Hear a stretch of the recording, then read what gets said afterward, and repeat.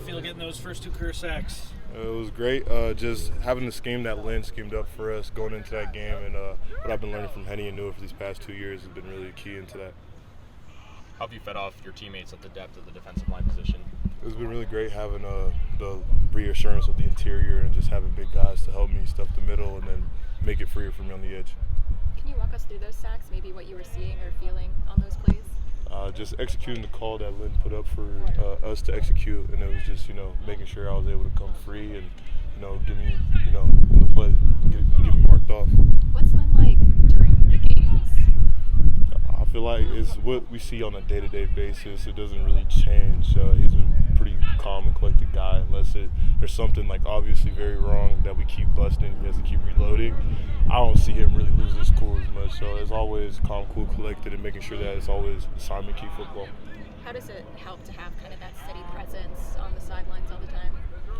It's pretty cool because the DBs are right next to us, and linebackers are also right there too. So he's always talking to us in between plays, making sure the defense is always getting called up, and making sure whatever changes that we need to make, adjustments that are like being brought up during the game, are just getting handled right then and there.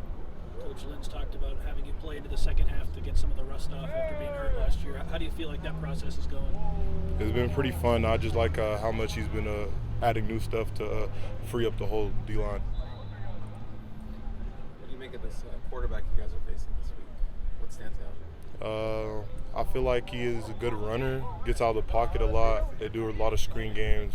He reads his RPOs pretty good. So it's a lot of the stuff that our team does that we've been practicing against. So we're going to keep keying down on the stuff that we've been, base technique stuff. Can you explain kind of trusting your preparation instead of chasing numbers on the stat sheet? Yeah, a lot of the times coaches is just making sure that my head's in the game and not chasing, a play, not trying to gamble, and making sure, letting me know that the plays are going to come to you. Surely they did come. So.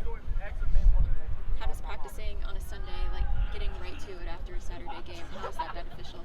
It's different for sure. I feel like it's very beneficial because it gives us that Monday, first day of the week, kind of like to get like off our feet football-wise and like handle our school stuff like early off in the week and get that put off to the side so we don't we're gonna travel Friday, so we don't got to worry about it then.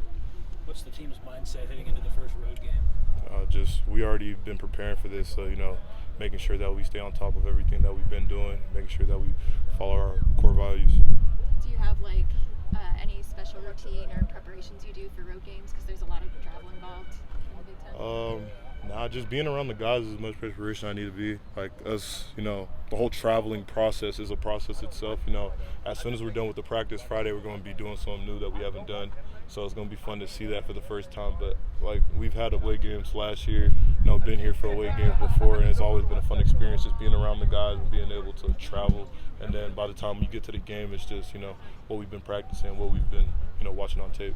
Does getting those first 2 sacks take some of the pressure off or give you more confidence moving into the rest of the season? It helps me trust the playbook a little bit more, even more than I have, and just buy into just trusting in the process of knowing that the plays are going to come to me and I don't have to chase anything.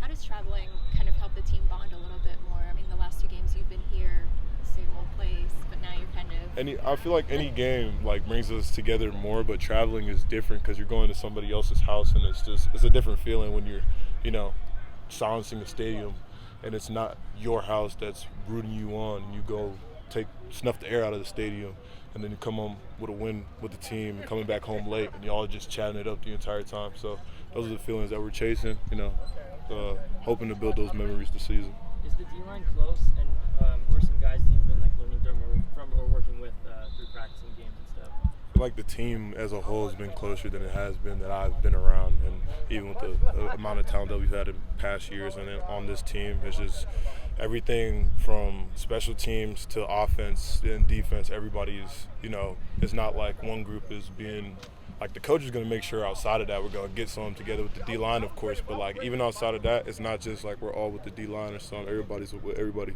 Let's do one more. What does that closeness allow the team to do? It allows us to play more free and piggyback off our brother. If we know what he's fighting for, it helps us go harder for him a little bit more, give you that extra drive. And somebody you caring about right next to you, you spent that time extra off the field to get to know him a little bit more. Thanks, Anthony. Thank you. Thank you.